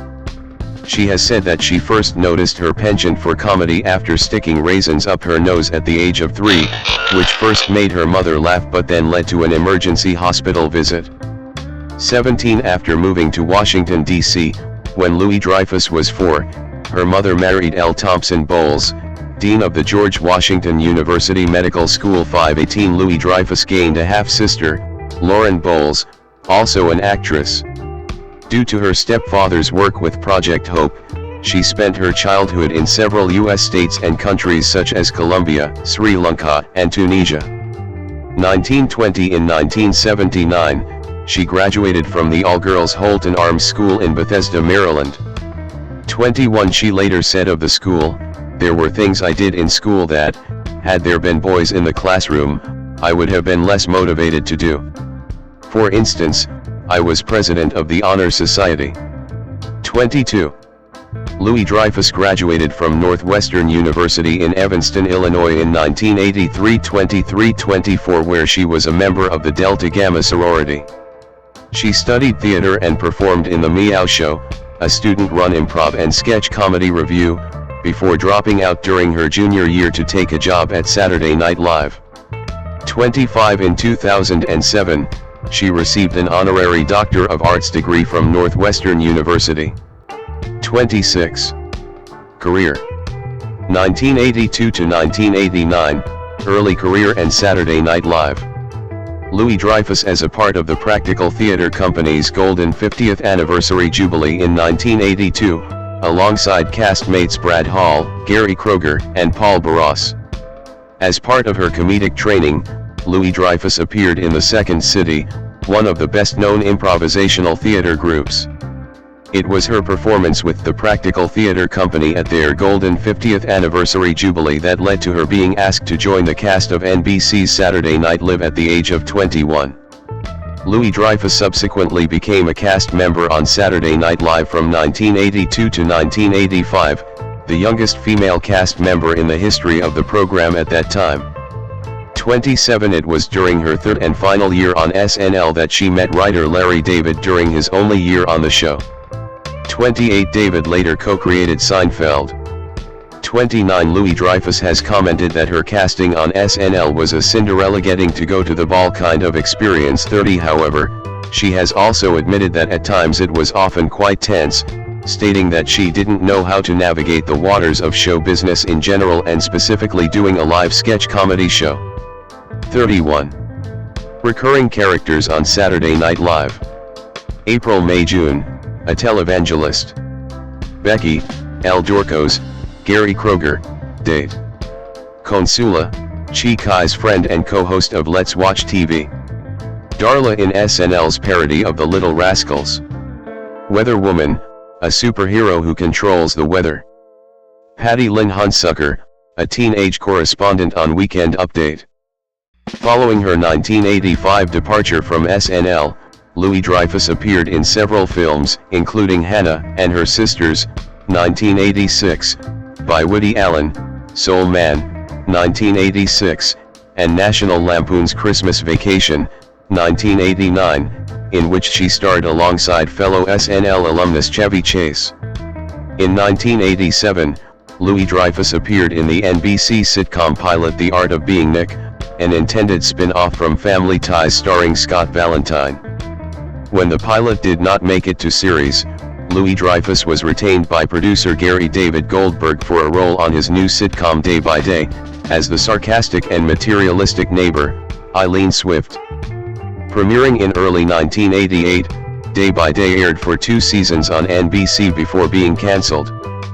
32. 1990 to 1998, Seinfeld and widespread recognition. Louis-Dreyfus at the 47th Emmy Awards ceremony in September 1995. In the early 1990s, Louis-Dreyfus became famous for the role of Elaine Benes on NBC's Seinfeld. She played the role for 9 seasons, appearing in all but 3 episodes. One of the episodes that she did not appear in was the pilot episode, The Seinfeld Chronicles, because her character was not initially intended to be a part of the series. It was only after the first episode that NBC executives felt the show was too male-centric and demanded that creators Larry David and Jerry Seinfeld add a woman to the cast. It was revealed in the commentary on the DVD package that the addition of a female character was the condition for commissioning the show. Louis-Dreyfus won the role over several other actresses who also eventually enjoyed TV success, including Patricia Heaton and Megan Mullally. 33. On the Notes About Nothing featurette on the DVD package, Seinfeld says that Louis-Dreyfus' ability to eat a peanut M&M without breaking the peanut described her, "She cracks you up without breaking your nuts." 34. Louis-Dreyfus garnered critical acclaim for her performance on the series, and she was a regular winner and nominee at television award shows throughout the 1990s. Her performance earned her 2 Golden Globe Award nominations, winning once in 1994, 9 Screen Actors Guild Award nominations, winning 1 in 1995 and 2 in both 1997 and 1998, and 7 American Comedy Awards, winning 5 times in 1993, 1994, 1995, 1997, and 1998. In 1996, she won the Primetime Emmy Award 35 for Outstanding Supporting Actress in a Comedy Series, an award she was nominated for on 7 occasions from 1992 to 1998. After receiving the award, Louis-Dreyfus said the win was a shocker, and that after being in both positions, it was much better to win than to lose. 36. In 1998, Jerry Seinfeld decided to end the series after 9 seasons. The series finale aired on May 14 and was one of the most watched TV events in history, with over 76 million viewers tuning in. 37. During her time on Seinfeld, she appeared in several films, including the comedy films Father's Day, 1997, opposite Robin Williams and Billy Crystal, and Woody Allen's Deconstructing Harry, 1997. 1999 to 2004, post-Seinfeld. Following a voice role in the highly successful Pixar film A Bug's Life, 1998, Louis-Dreyfus lent her voice as Snake's girlfriend Gloria in The Simpsons episode A Hunka Hunka Burns in Love. In 2001, she made several special guest appearances on Seinfeld co-creator Larry David's show Curb Your Enthusiasm, playing herself fictionally trying to break the curse by planning to star in a show in which she would play an actress affected by a Seinfeld-like curse. After several years away from a regular TV job, Louis-Dreyfus began a new single-camera sitcom, Watching Ellie, which premiered on NBC in February 2002. The series was created by husband Brad Hall and co-starred Steve Carell and Louis-Dreyfus' half-sister Lauren Bowles. The initial premise of the show was to present viewers with a slice of life from the goings-on and happenings of the life of Ellie Riggs, a Southern California jazz singer. The first season included a 22-minute countdown kept digitally in the lower left-hand corner of the screen, which many critics panned, claiming it was useless and did nothing for the show. 38. Overall, the show received mixed reviews but debuted strongly with over 16 million viewers tuning in for the series premiere, and maintained an average audience of about 10 million viewers per week. 39. When the series returned for a second season in the spring of 2003, it suffered a decline in viewership, averaging around 8 million viewers per week. The show had undergone a drastic stylistic change between the production of seasons 1 and 2. The first season was filmed in the single-camera format, but the second season was presented as a traditional multi-camera sitcom filmed in front of a live studio audience. 40. With dwindling viewership and failing to retain the numbers from its Frasier lead-in, the series was cancelled by NBC in May 2003. 41. Following NBC's cancellation of Watching Ellie, the media began circulating rumors of a so-called Seinfeld curse, which claimed that none of the former Seinfeld actors could ever achieve success again in the television industry. Louis-Dreyfus dismissed the rumor as a made-up thing by the media. 40. While Seinfeld co-creator Larry David asserted that the curse was completely idiotic. 42. Louis-Dreyfus was interested in the role of Susan Meyer on Desperate Housewives, the role that ultimately went to Terry Hatcher. 43. Instead, Louis-Dreyfus scored a recurring guest role as Maggie Lizer, the deceitful prosecutor and love interest of Michael Bluth on the Emmy-winning comedy Arrested Development, from 2004 to 2005. 44. 2005 to 2010, The New Adventures of Old Christine. Louis-Dreyfus representing her role from The New Adventures of Old Christine at the Museum of Television and Radio in April 2007. In 2005, Louis-Dreyfus was cast in the title role of a new CBS sitcom, The New Adventures of Old Christine. 45. The series and its concept were created by writer and producer of Will and Grace, Carrie Lizer. The series told the story of Christine Campbell, a single mother who manages to maintain a fantastic relationship with her ex-husband while running a women's gym. The series debuted on CBS in March 2006 to an audience of 15 million and was initially a ratings winner for the network. 46. Louis-Dreyfus received considerable critical acclaim for her performance on the show, with Brian Lowry of Variety stating that Louis-Dreyfus broke the so-called Seinfeld curse, with one of the best conventional half hours to come along in a while. 47. Alessandra Stanley from the New York Times asserted that Louis Dreyfus' performance on the series proved she is one of the funniest women on network television. 48. Louis Dreyfus also earned the 2006 Primetime Emmy Award for Outstanding Lead Actress in a Comedy Series for her performance in the first season. Referring to The Curse, she stated in her acceptance speech, "I'm not somebody who really believes in curses, but curse this, baby." 5. Throughout the course of the series, she received 5 consecutive Emmy Award nominations, 3 consecutive Satellite Award nominations, 2 Screen Actors Guild Award nominations, and a nomination for a Golden Globe Award. In 2007, she also received 2 nominations for a People's Choice Award due to her return to popularity, thanks to the success of Old Christine. In May 2006, Louis Dreyfus hosted an episode of Saturday Night Live, becoming the first female former cast member to return to the show as a host. 31 In the episode, she appeared with her Seinfeld co-stars Jason Alexander and Jerry Seinfeld in her opening monologue, parodying the so-called Seinfeld curse.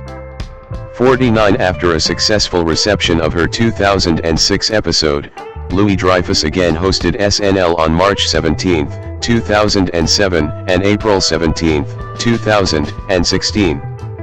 Louis Dreyfus reprised her role as Gloria in 2 Simpsons episodes, 2007's I Don't Wanna Know Why the Caged Bird Sings and 2008's Sex, Pies, and Idiot Scrapes.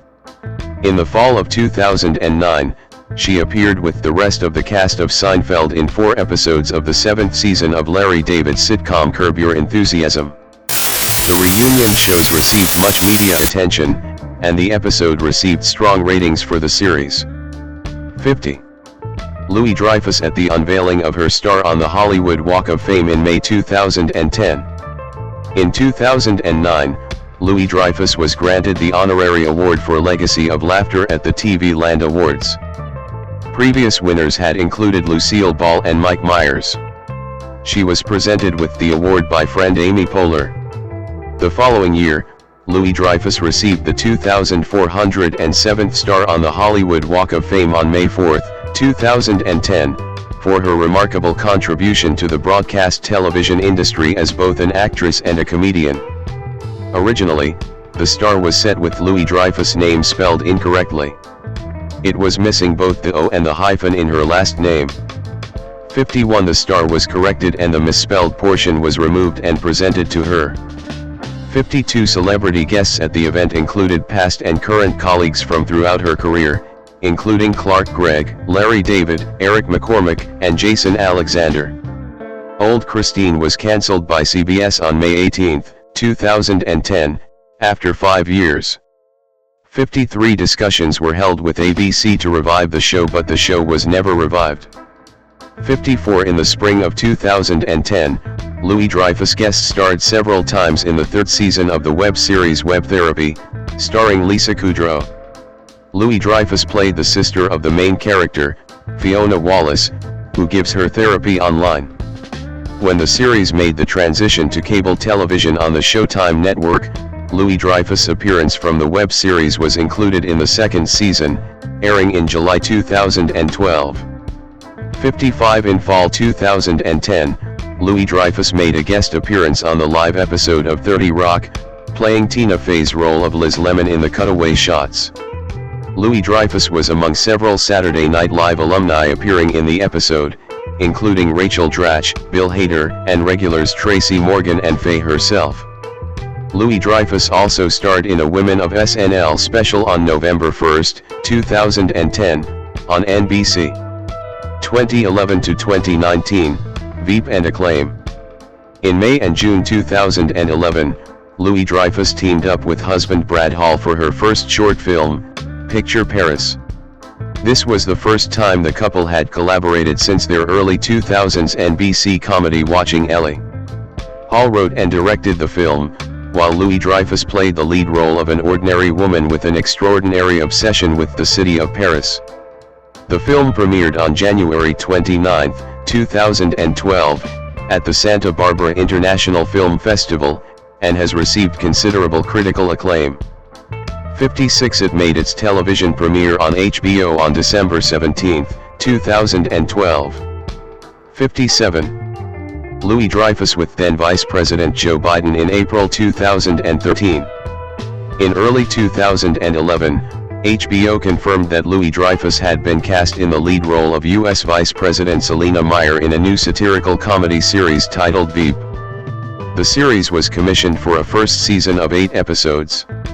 In addition to her starring role, Louis Dreyfus would also be a producer. 58. In preparation for her role, Louis Dreyfus spoke with Al Gore and another former vice president. 59. Senators, speechwriters, chiefs of staffs of various offices, and schedulers. 28. Louis Dreyfus commended HBO for allowing the cast and crew to engage in a protracted pre-production process, which included a 6-week rehearsal period before filming began. 60. The first season was filmed in the fall of 2011, in Baltimore, and the series premiered on April 22, 2012. 61. The premiere episode was met with high praise from critics, particularly for Louis Dreyfus' performance. The Hollywood Reporter asserted the character of Selina Meyer was her best post-Seinfeld role to date and claimed she gives an Emmy-worthy effort. 62. While the Los Angeles Times contended the series demonstrates she is one of the medium's great comedians. 63. Following the success of the first season, Louis Dreyfus was named by the Huffington Post as one of the funniest people of 2012, asserting that she is the most magnetic and naturally funny woman on TV since Mary Tyler Moore. 64. Louis Dreyfus, after receiving her third Primetime Emmy Award for Outstanding Lead Actress in a Comedy Series for Veep in August 2014. For her performance on Veep, Louis Dreyfus received several accolades, most notably 7 nominations for the Primetime Emmy Awards for Outstanding Lead Actress in a Comedy Series between 2012 and 2019, winning the award 6 times. 65. These Emmy wins for Veep, following previous wins for Seinfeld and The New Adventures of Old Christine, resulted in her becoming the only woman to win an acting award for 3 separate comedy series. 66. Her 6th win in 2016 surpassed the record previously held by Mary Tyler Moore and Candice Bergen for the most wins in that category.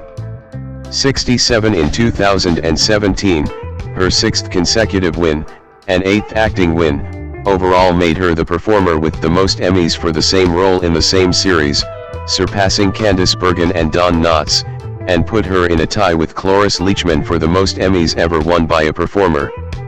68. She was also nominated as one of the producers for Veep in the Primetime Emmy Award for Outstanding Comedy Series category for all 7 seasons, winning the award in 2015, 2016 and 2017 for the 4th, 5th and 6th seasons respectively.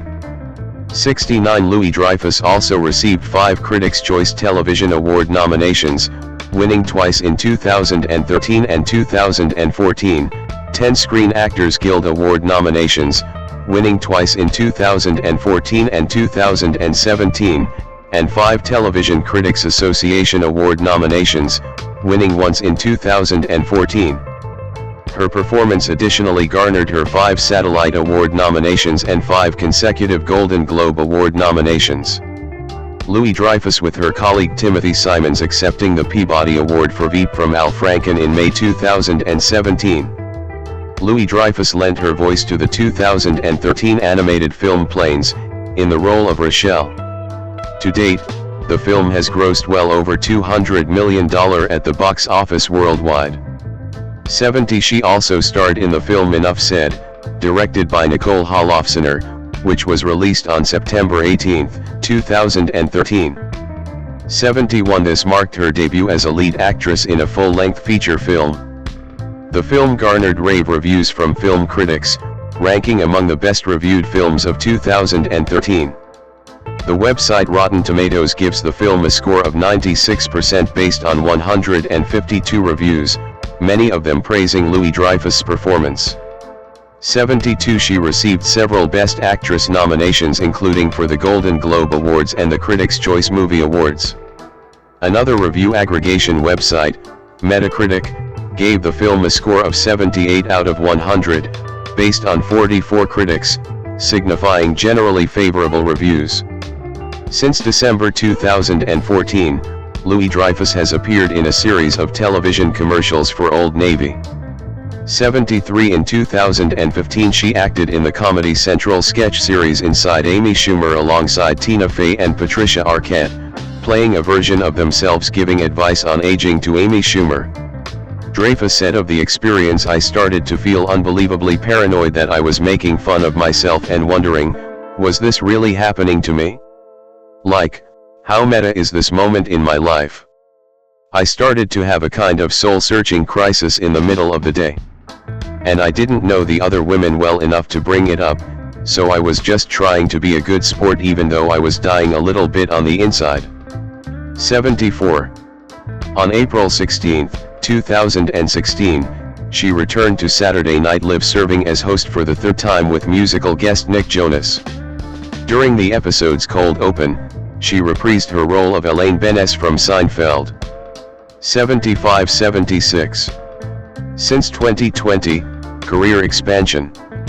Louis-Dreyfus with Gladys Knight and Mindy Kaling in the White House in March 2023. In 2020, Louis-Dreyfus headlined the comedy drama Downhill, opposite Will Ferrell. The film premiered at the 2020 Sundance Film Festival and was theatrically released on February 14. 77 Next, she voiced a suburban elf mother in Pixar's Onward opposite Tom Holland and Chris Pratt. The film was released on March 6, 2020. In January 2020, Louis-Dreyfus signed a multi-year deal with Apple TV+. Under the deal, she will develop new projects for Apple TV+ as both an executive producer and star. 7